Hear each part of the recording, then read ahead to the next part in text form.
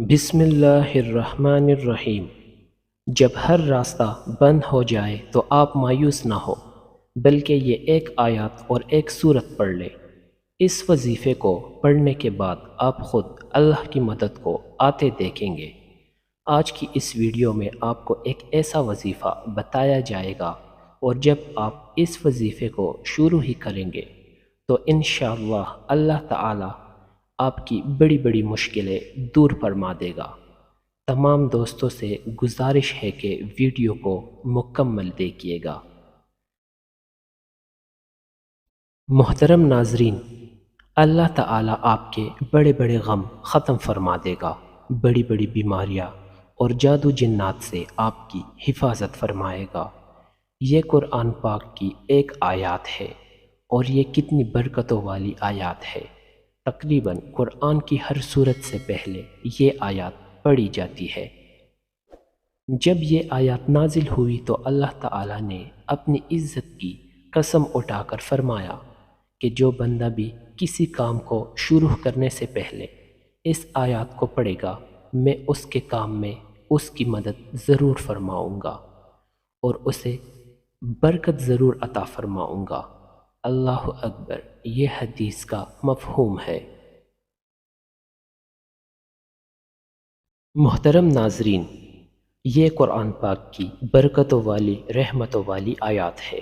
بس یہ آیات پڑھنا آپ نے ایسا ہے، آپ نے سارا دن بسم اللہ الرحمن الرحیم پڑھتے رہنا ہے، اور اس کے ساتھ آپ نے 11 مرتبہ سورہ کوثر پڑھنی ہے۔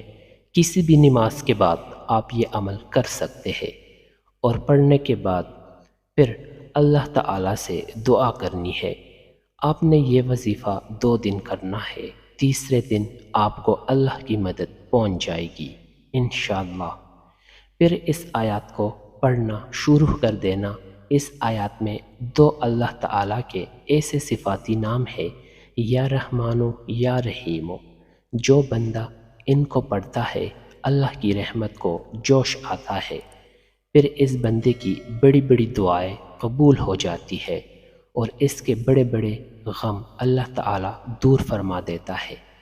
بہت لوگوں نے اس آیات کا وظیفہ کیا، کسی نے بتایا اس کو پڑھا اللہ نے دشمنوں سے بچایا، کسی نے بتایا اس آیات کو پڑھا اللہ نے بڑی بڑی بیماریاں ختم کر دیے، کسی نے بتایا میں نے رزق کے لیے پڑھا اللہ نے رزق حلال دیا، کسی نے بتایا رشتوں کے لیے پڑھا اللہ تعالیٰ نے شادی کے مسئلے حل کر دیے، اولاد کے لیے کسی نے بتایا پڑھا اللہ نے بڑا فضل کیا۔ دنیا کے کسی کام کے لیے بھی آپ یہ وظیفہ شروع کر لیں، کسی بھی نماز کے بعد بسم اللہ الرحمن الرحیم پڑھتے رہے۔ اس کے بعد آپ نے 11 مرتبہ سورہ کوثر پڑھنی ہے، اور بعد میں اللہ سے دعا کریں۔ یہ وظیفہ آپ نے 2 دن کرنا ہے، آپ حیران رہ جائیں گے۔ اللہ تعالیٰ آپ کے ہر کام کو آسان کر دے گا، اور آپ کی دعاؤں کو پورا فرما دے گا۔ ضرور پڑھیے گا۔ اس کے ساتھ نماز کا اہتمام بھی لازمی کرے۔ رسول اللہ صلی اللہ علیہ وسلم نے فرمایا، جمعات کے ساتھ کسی کی نماز بازار میں یا اپنے گھر میں نماز پڑھنے سے درجوں میں کچھ اوپر 20 درجے زیادہ فضیلت رکھتی ہے، کیونکہ جب ایک شخص اچھی طرح وضو کرتا ہے پھر مسجد میں صرف نماز کے ارادے سے آتا ہے، نماز کے سوا اور کوئی چیز اسے لے جانے کا باعث نہیں بنتی، تو جو بھی قدم وہ اٹھاتا ہے اس سے 1 درجہ اس کا بلند ہوتا ہے، اور اس کی وجہ سے ایک گناہ اس کا معاف ہو جاتا ہے۔ اور جب تک ایک شخص اپنے اس مصلی پر بیٹھا رہتا ہے جس پر اس نے نماز پڑھی ہے، تو فرشتے برابر اس کے لیے رحمت کی دعائیں یوں کرتے رہتے ہیں کہ اے اللہ اس پر اپنی رحمت نازل فرما، اے اللہ اس پر رحم فرما۔ یہ اس وقت تک ہوتا رہتا ہے جب تک وہ وضو توڑ کر فرشتوں کو تکلیف نہ پہنچائے۔ جتنی دیر تک بھی آدمی نماز کی وجہ سے رکا رہتا ہے وہ سب نماز میں ہی شمار ہوتا ہے۔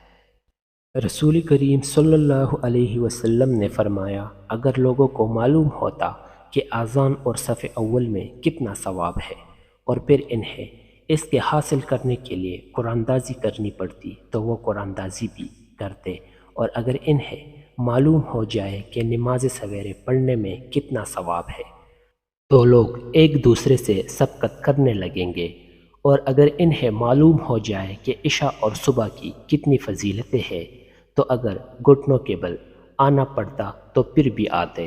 رسول اللہ صلی اللہ علیہ وسلم نے فرمایا، جس نے اذان سن کر یہ دعا پڑھی، اے اللہ اس کامل پکار کے رب اور کڑی ہونے والی نماز کے رب، محمد صلی اللہ علیہ وسلم کو قرب اور فضیلت عطا فرما اور انہیں مقام محمود پر کھڑا کیجیو جس کا تو نے ان سے وعدہ کیا ہے، تو اس کے لیے قیامت کے دن میری شفاعت ضرور ہوگی۔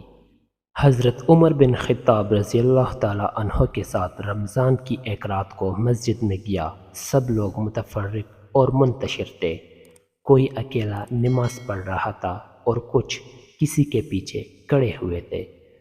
اس پر عمر رضی اللہ تعالی عنہ نے فرمایا، میرا خیال ہے کہ اگر میں تمام لوگوں کو ایک قاری کے پیچھے جمع کر دوں تو زیادہ اچھا ہوگا۔